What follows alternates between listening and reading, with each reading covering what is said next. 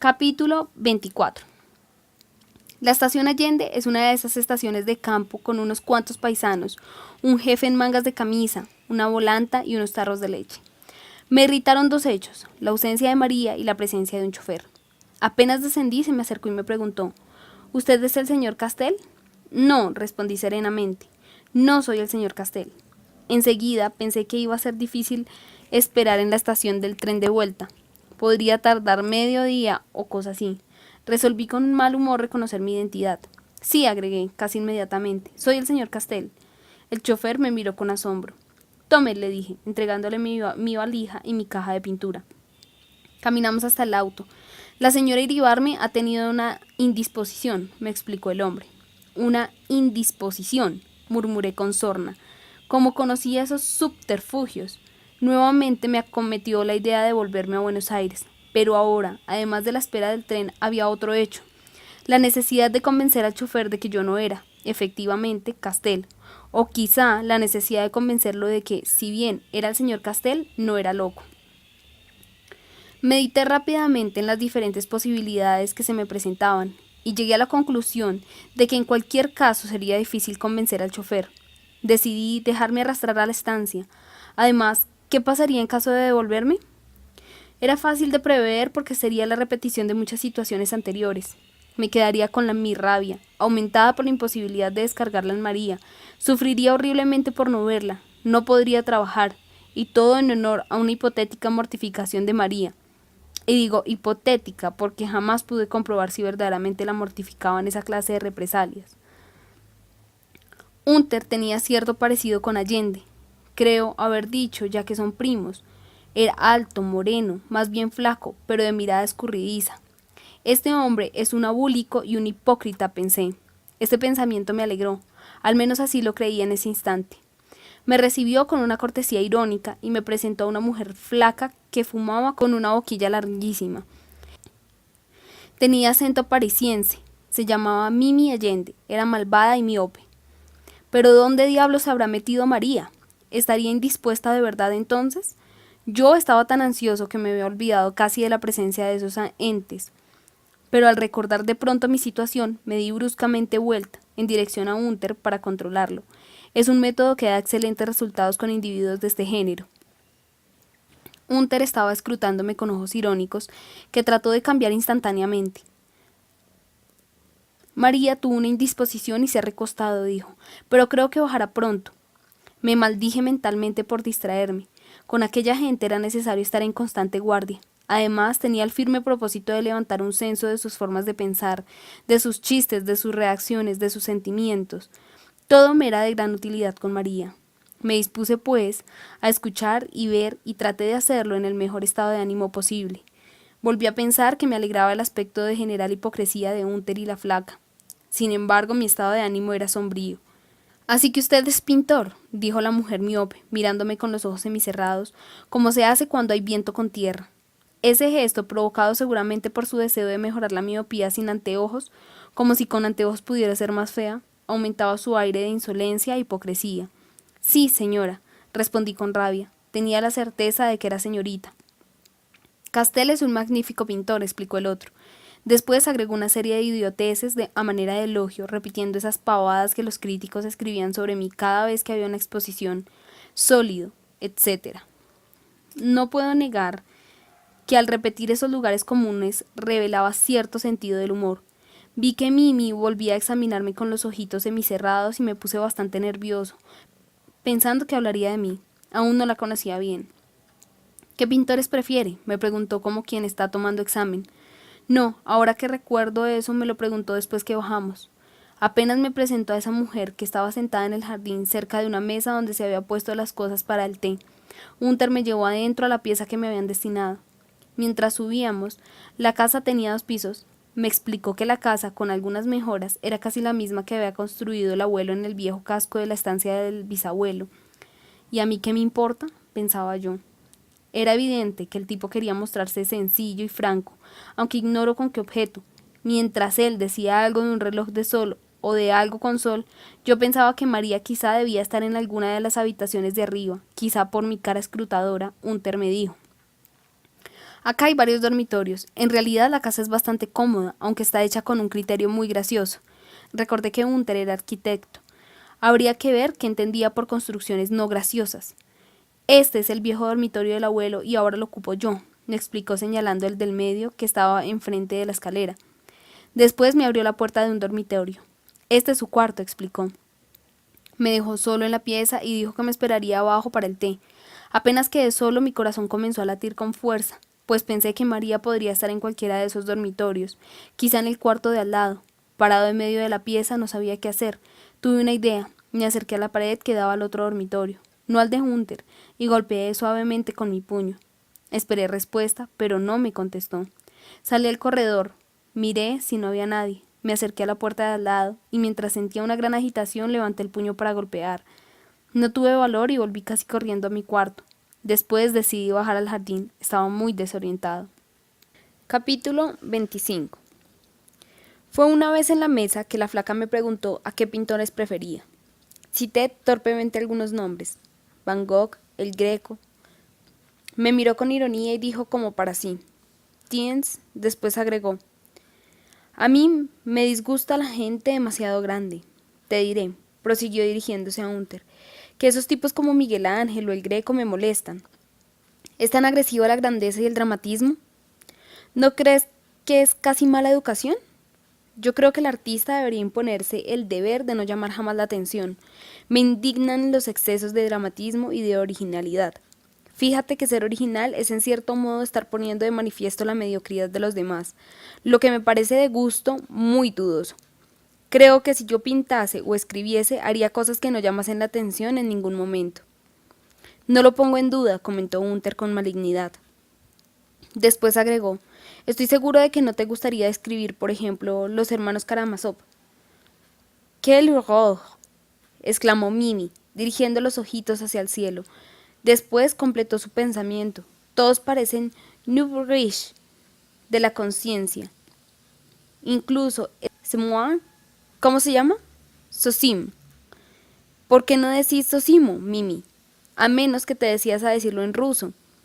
Ya empiezas con tus tonterías puristas. Ya sabes que los nombres rusos pueden decirse de muchas maneras. Como decía aquel personaje de una frase, Tolstoy o Tolstoy, que de las dos maneras se puede y se debe decir. Será por eso, comentó Hunter, que en una traducción española que acabo de leer directa del ruso según la editorial, ponen Tolstoy con diéresis en la L. Ay, me encantan esas cosas, comentó alegremente Mimi. Yo leí una vez una traducción francesa de Chekhov, donde te encontrabas, por ejemplo, con una palabra como Ishbonik o algo por el estilo, y había una llamada. Te ibas al pie de la página y te encontrabas con que significaba pongo, por caso, por tour. Imagínate que en ese caso no se explica uno por qué no ponen en ruso también palabras como malgré o avant. ¿No te parece? Te diré que las cosas de los traductores me encantan, sobre todo cuando son novelas rusas. ¿Usted aguanta una novela rusa?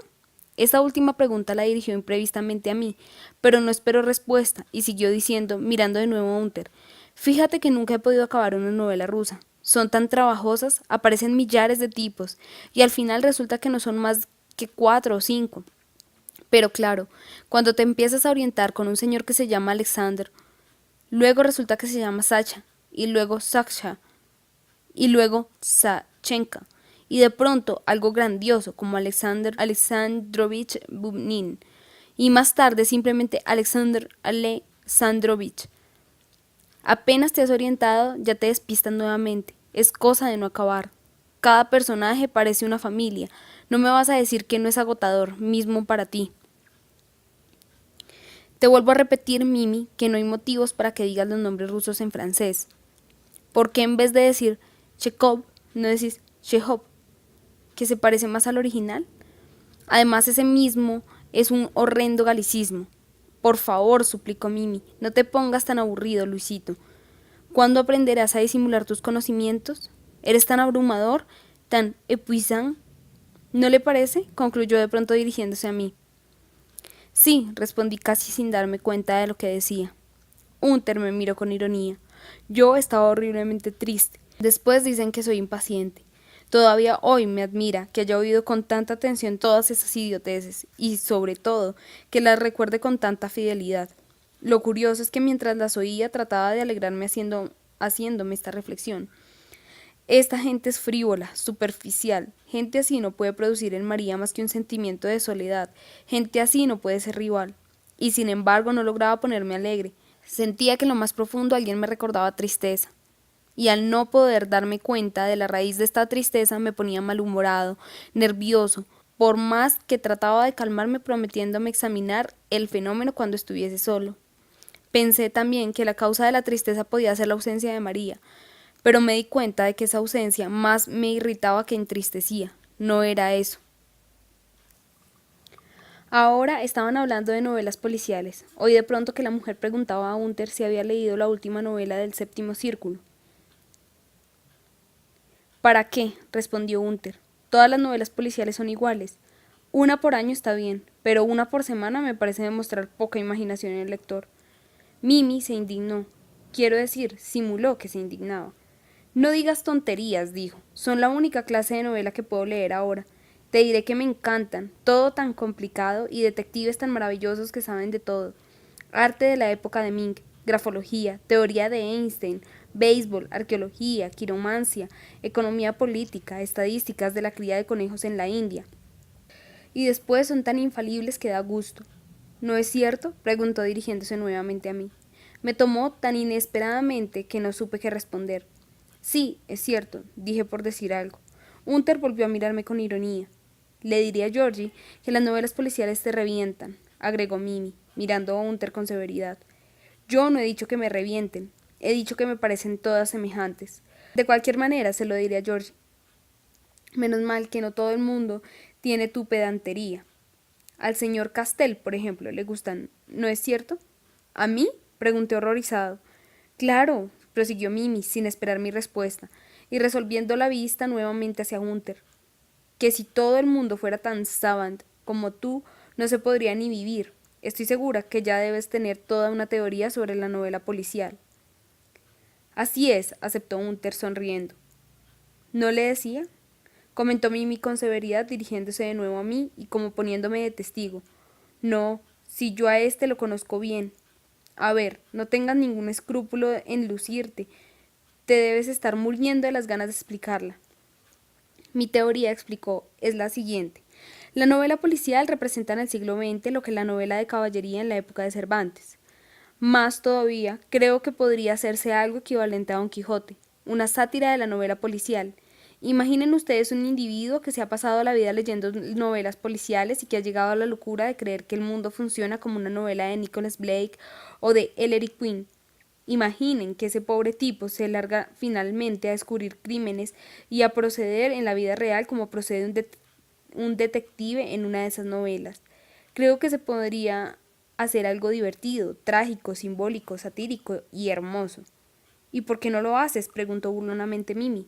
Por dos razones. No soy Cervantes y tengo mucha pereza. Me parece que basta con la primera razón, opinó Mimi. Después se dirigió desgraciadamente a mí. Este hombre, dijo señalando de costado a Hunter con su larga boquilla, habla contra las novelas policiales porque es incapaz de escribir una sola, aunque sea la novela más aburrida del mundo. Dame un cigarrillo, dijo Hunter, dirigiéndose a su prima. Después agregó, ¿cuándo dejarás de ser tan exagerada? En primer lugar, yo no he hablado contra las novelas policiales. Simplemente dije que se podría escribir algo así como el Don Quijote de nuestra época. En segundo lugar, te equivocas sobre mi absoluta incapacidad para ese género. Una vez se me ocurrió una linda idea para una novela policial. Sans Black, se limitó a decir Mimi. Sí, te digo que sí.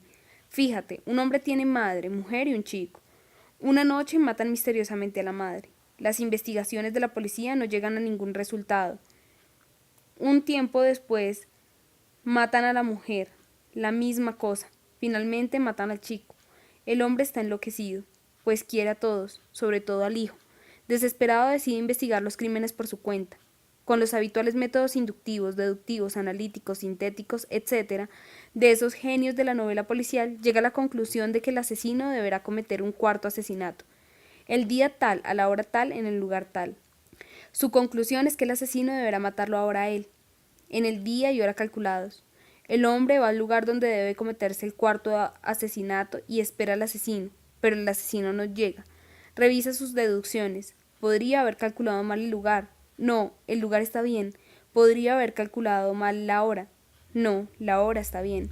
La conclusión es borrosa. El asesino debe estar ya en el lugar.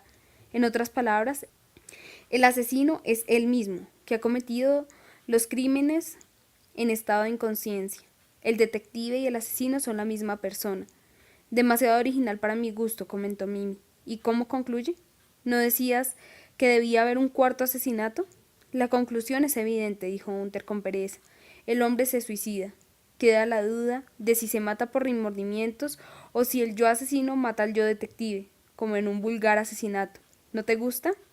Me parece divertido, pero una cosa es contarla así y otra escribir la novela. En efecto, admitió Hunter con tranquilidad. Después la mujer empezó a hablar de un quiromántico que había conocido en Mar del Plata y de una señora vidente. Hunter hizo un chiste y Mimi se enojó. Te imaginarás que tiene que ser algo serio, dijo. El marido es profesor en la facultad de ingeniería. Siguieron discutiendo de telepatía y yo estaba desesperado porque María no aparecía. Cuando los volví a atender, estaban hablando del estatuto del peón. Lo que pasa, dictaminó Mimi, empuñando la boquilla como una batuta, es que la gente no quiere trabajar más. Hacia el final de la conversación tuve una repentina iluminación que me disipó la inexplicable tristeza. Intuí que la tal Mimi había llegado a último momento y que María no bajaba para no tener que soportar las opiniones, que seguramente conocía hasta el cansancio, de Mimi y su primo. Pero ahora que recuerdo, esta intuición no fue completamente irracional, sino la consecuencia de unas palabras que me había dicho el chofer mientras íbamos a la estancia, y en las que yo no puse al principio ninguna atención, algo referente a una prima del señor que acababa de llegar del Mar del Plata, para tomar el té. La cosa era clara. María, desesperada por la llegada repentina de esa mujer, se había encerrado en su dormitorio pretextando una indisposición. Era evidente que no podía soportar a semejantes personajes. Y el sentir que mi tristeza se disipaba con esa deducción me iluminó bruscamente la cabeza de esa tristeza. Al llegar a la casa y ver que Hunter y Mimi eran unos hipócritas y unos frívolos, la parte más superficial de mi alma se alegró, porque veía de ese modo que no había competencia posible en Hunter. Pero mi capa más profunda se entristeció al pensar, mejor dicho, al sentir, que María formaba también parte de ese círculo, y que de alguna manera podría tener atributos parecidos. Capítulo 26. Cuando nos levantamos de la mesa para caminar por el parque, vi que María se acercaba a nosotros, lo que confirmaba mi hipótesis. Había esperado ese momento para acercársenos, evitando la absurda conversación en la mesa. Cada vez que María se aproximaba a mí en medio de otras personas, yo pensaba, entre este ser maravilloso y yo hay un vínculo secreto. Y luego, cuando analizaba mis sentimientos, advertía que ella había empezado a hacerme indispensable, como alguien que uno encuentra en una isla desierta, para convertirse más tarde, una vez que el temor de la soledad absoluta ha pasado, en una especie de lujo que me enorgullecía. Y era en esa segunda fase de mi amor en que habían empezado a surgir 1000 dificultades. Del mismo modo que cuando alguien se está muriendo de hambre, acepta cualquier cosa incondicionalmente para luego, una vez que lo más urgente ha sido satisfecho, empezar a quejarse crecientemente de sus defectos e inconvenientes. He visto en los últimos años emigrados que llegaban con la humildad de quien ha escapado a los campos de concentración, aceptar cualquier cosa para vivir y alegremente desempeñar los trabajos más humillantes. Pero es bastante extraño que a un hombre no le baste con haber escapado a la tortura y a la muerte para vivir contento. En cuanto empieza a adquirir nueva seguridad, el orgullo, la vanidad y la soberbia, que al parecer habían sido aniquilados para siempre, comienzan a reaparecer, como animales que hubieran huido asustados, y en cierto modo a reaparecer con mayor petulancia, como avergonzados de haber caído hasta ese punto. No es difícil que en tales circunstancias se asista a actos de ingratitud y de desconocimiento. Ahora que puedo analizar mis sentimientos con tranquilidad, pienso que hubo algo de eso en mis relaciones con María, y siento que, en cierto modo, estoy pagando la insensatez de no haberme conformado con la parte de María que me salvó, momentáneamente, de la soledad. Ese estremecimiento de orgullo, ese deseo creciente de posesión exclusiva, debían haberme revelado que iba por mal camino, aconsejado por la vanidad y la soberbia. En ese momento, al ver venir a María, ese orgulloso sentimiento estaba casi abolido por una sensación de culpa y de vergüenza provocada por el recuerdo de la atroz escena en mi taller, de mi estúpida, cruel y hasta vulgar acusación de engañar a un ciego. Sentí que mis piernas se aflojaban y que el frío y la palidez invadían mi rostro. Y encontrarme así en medio de esa gente, y no poder arrojarme humildemente para que me perdonase y calmase el horror y el desprecio que sentía por mí mismo. María, sin embargo, no pareció perder el dominio y yo comencé inmediatamente a sentir que la vaga tristeza de esa tarde comenzaba a poseerme de nuevo. Me saludó con una expresión muy medida, como queriendo probar ante los dos primos que entre nosotros no había más que una simple amistad. Recordé, con un malestar de ridículo, una actitud que había tenido con ella unos días antes. En uno de esos arrebatos de desesperación, le había dicho que algún día quería, al atardecer, mirar desde una colina las torres de San Gemignano. Me miró con fervor y me dijo: «¡Qué maravilloso, Juan Pablo!». Pero cuando le propuse que nos escapásemos esa misma noche, se espantó, su rostro se endureció y dijo sombríamente: «No tenemos derecho a pensar en nosotros solos. El mundo es muy complicado». Le pregunté qué quería decir con eso. Me respondió con acento aún más sombrío: «La felicidad está rodeada de dolor».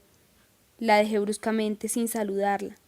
Más que nunca sentí que jamás llegaría a unirme con ella en forma total y que debía resignarme a tener frágiles momentos de comunión, tan melancólicamente inacibles como el recuerdo de ciertos sueños o como la felicidad de algunos pasajes musicales. Y ahora llegaba y controlaba cada movimiento, calculaba cada palabra, cada gesto de su cara. Hasta era capaz de sonreír a esa otra mujer. Me preguntó si había traído las manchas. «¿Qué manchas?», exclamé con rabia, sabiendo que malograba alguna complicada maniobra, aunque fuera en favor nuestro. «Las manchas que prometió mostrarme», insistió con tranquilidad absoluta. «Las manchas del puerto». La miré con odio, pero ella mantuvo serenamente mi mirada, y por un décimo de segundo sus ojos se hicieron blandos y parecieron decirme: «Compadéceme de todo esto, querida, querida María». Cómo sufrí por ese instante de ruego y de humillación. La miré con ternura y le respondí: «Claro que las traje, las tengo en el dormitorio».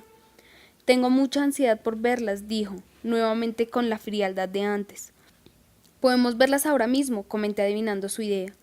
Temblé ante la posibilidad de que se nos uniera Mimi, pero María la conocía más que yo, de modo que añadió enseguida algunas palabras que impedían cualquier intento de entrometimiento. «Volvemos pronto», dijo, y apenas pronunciadas, me tomó del brazo con decisión y me condujo hacia la casa. Observé fugazmente a los que quedaban y me pareció advertir un relámpago intencionado en los ojos con que Mimi miró a Hunter. Capítulo 27. Pensaba quedarme varios días en la estancia, pero solo pasé una noche. Al día siguiente de mi llegada, apenas salió el sol, escapé a pie con la valija y la caja. Esa actitud puede parecer una locura, pero se verá hasta qué punto estuvo justificada. Apenas nos separamos de Hunter y Mimi, fuimos adentro, subimos a buscar las presuntas manchas y finalmente bajamos con mi caja de pintura y una carpeta de dibujos, destinada a simular las manchas.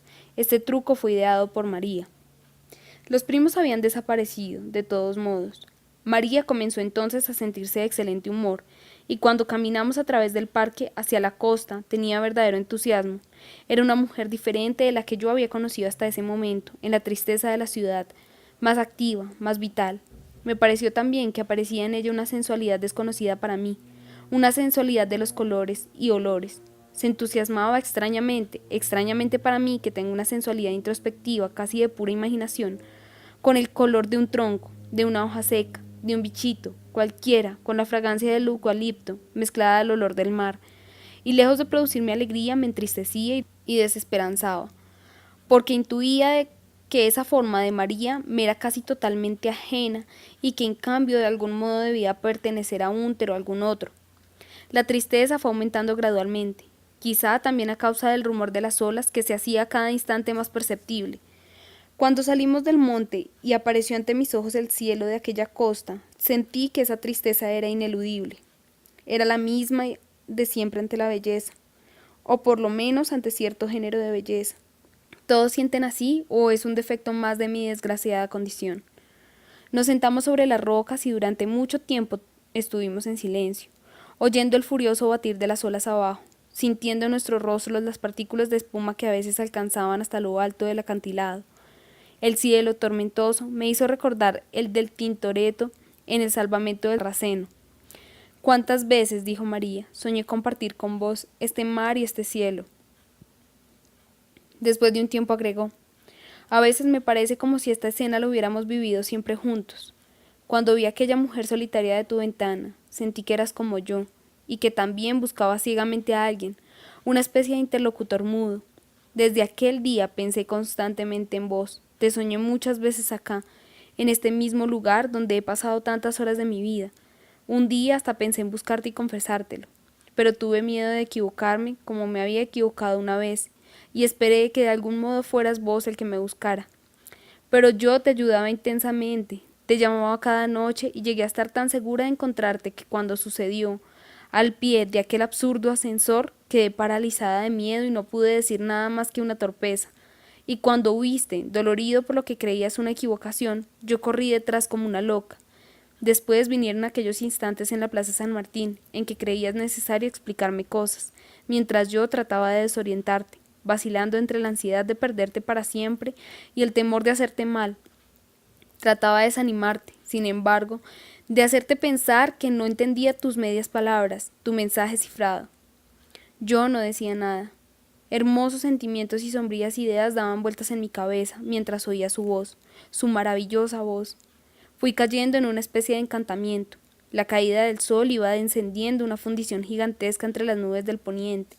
Sentí que ese momento mágico no se volvería a repetir nunca. Nunca más, nunca más. Pensé mientras empecé a experimentar el vértigo del acantilado y a pensar qué fácil sería arrastrarla al abismo conmigo. Oí fragmentos. Dios mío, muchas cosas en esta eternidad que estamos juntos, cosas horribles. No solo somos este paisaje, sino pequeños seres de carne y huesos, llenos de fealdad, de insignificancia. El mar se había ido transformando en un oscuro monstruo. Pronto la oscuridad fue total y el rumor de las olas allá abajo adquirió sombría atracción.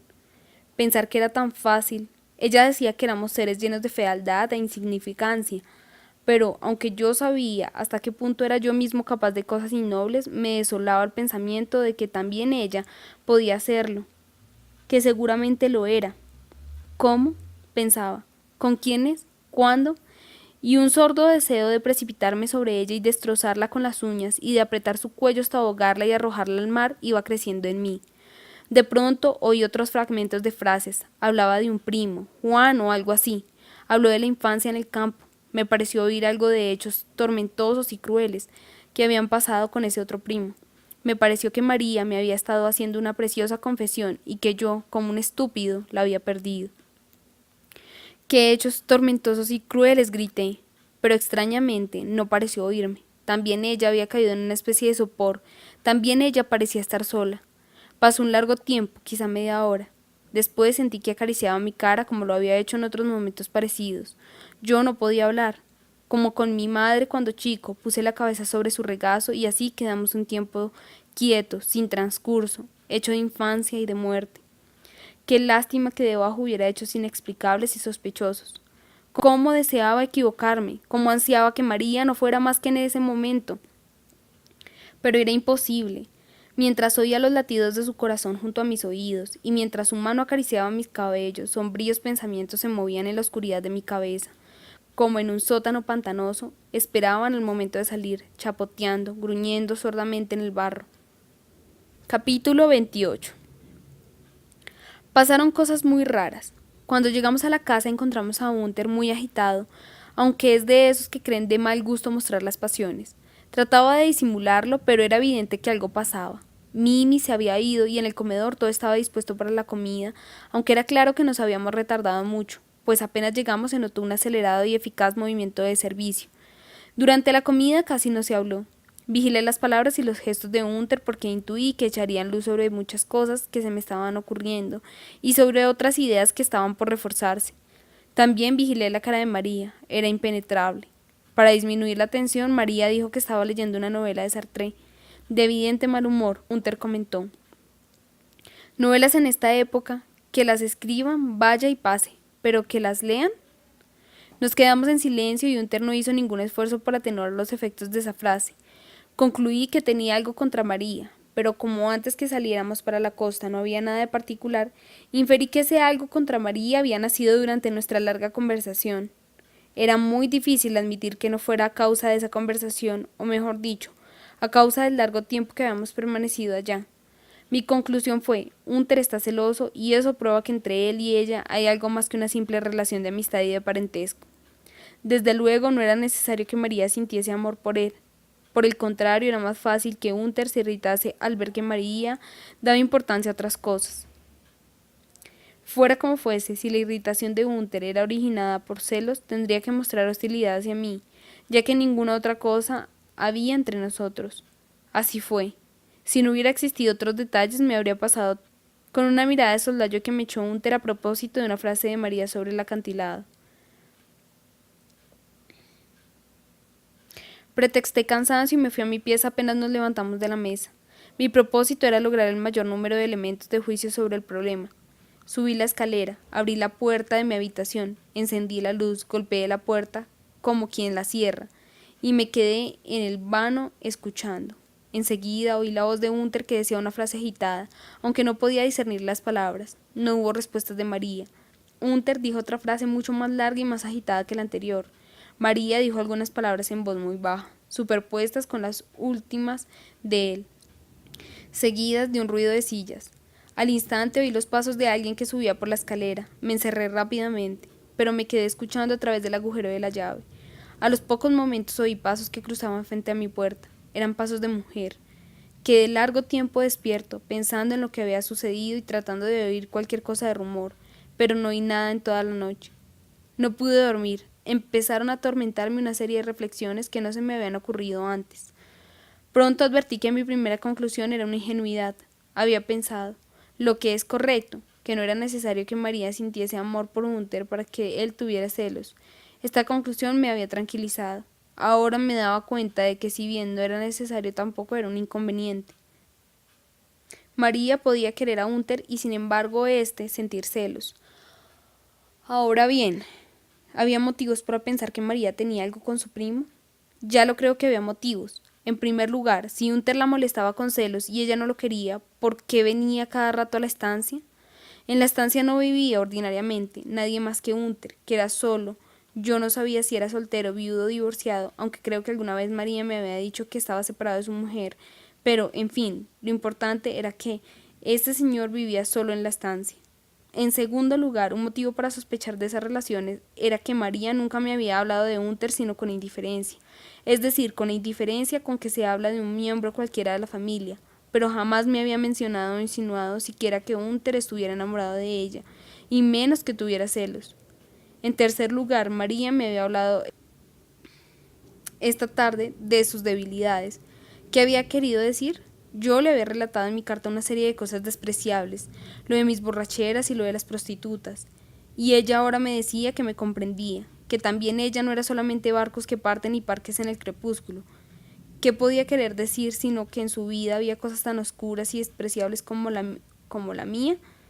¿No podía hacerlo de Hunter una pasión baja de ese género? Rumié esas conclusiones y las examiné a lo largo de la noche desde diferentes puntos de vista. Mi conclusión final, que consideré rigurosa, fue María es amante de Hunter. Apenas aclaró, bajé las escaleras con mi valija y mi caja de pinturas. Encontré a uno de los mucamos que había comenzado a abrir las puertas y ventanas para hacer la limpieza. Le encargué que saludara de mi parte al señor y que le dijera que me había visto obligado a salir urgentemente para Buenos Aires. El mucamo me miró con ojos de asombro, sobre todo cuando le dije, respondiendo a su advertencia, que me iría a pie hasta la estación. Tuve que esperar varias horas en la pequeña estación. Por momentos pensé que aparecería María. Esperaba esa posibilidad con la amarga satisfacción que se siente cuando de chico uno se ha encerrado en alguna parte porque cree que han cometido una injusticia y espera la llegada de una persona mayor que venga a buscarlo y a reconocer la equivocación. Pero María no vino. Cuando llegó el tren y miré hacia el camino por última vez con la esperanza de que apareciera a último momento y no la vi llegar, sentí una infinita tristeza. Miraba por la ventanilla mientras el tren corría hacia Buenos Aires. Pasamos cerca de un rancho. Una mujer debajo del alero miró el tren. Se me ocurrió un pensamiento estúpido. A esta mujer la veo por primera y última vez. No la volveré a ver en mi vida. Mi pensamiento flotaba como un corcho en un río desconocido. Siguió por un momento flotando cerca de esa mujer bajo el velero. ¿Qué me importaba esa mujer? Pero no podía dejar de pensar que había existido un instante para mí y que nunca más volvería a existir. Desde mi punto de vista era como si ya se hubiese muerto. Un pequeño retraso del tren, un llamado desde el interior del rancho y esa mujer no habría existido nunca en mi vida. Todo me parecía fugaz, transitorio, inútil, impreciso. Mi cabeza no funcionaba bien y María me parecía una y otra vez como algo incierto y melancólico. Solo horas más tarde mis pensamientos empezarían a alcanzar la precisión y la violencia de otras veces.